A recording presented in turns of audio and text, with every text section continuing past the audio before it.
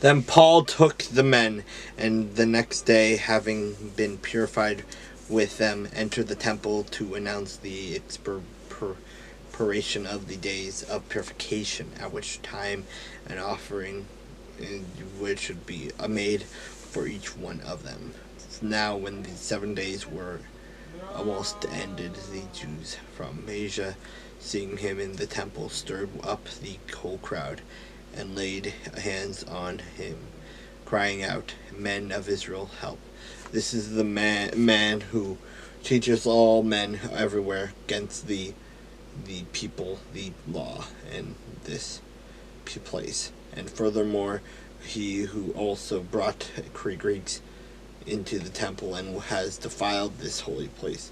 For they had previously been seen Trophimus the Ephesian with him in the city, whom they supposed that Paul had brought in the temple. And all the city was disturbed, and the people ran together, and seized Paul, and dragged him out of the temple. Immediately the doors were shut. Now as they were seeking to kill him, news came to the commander of the garrison that all Jerusalem was in an uproar. He immediately took soldiers and centurions and ran down to them, and when they saw the commander and the soldiers, they stopped beating Paul. Then the commander came near and took him and commanded him to be bound with 2 chains. And he asked who he was and what he had done. And some among the multitude cried one thing, and some another.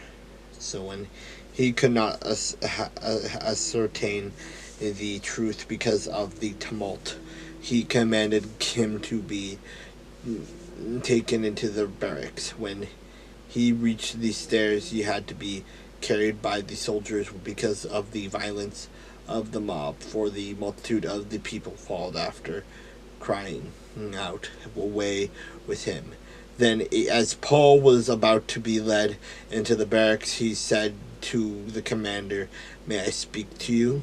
He replied, "Can you speak Greek? Are you not the Egyptian who some time ago stirred up a rebellion and led the 4,000 assassins out into the wilderness?" But Paul said, "I am a Jew from Tarsus in Cilicia, a citizen of no mean city, and I implore you, permit me to speak to the people."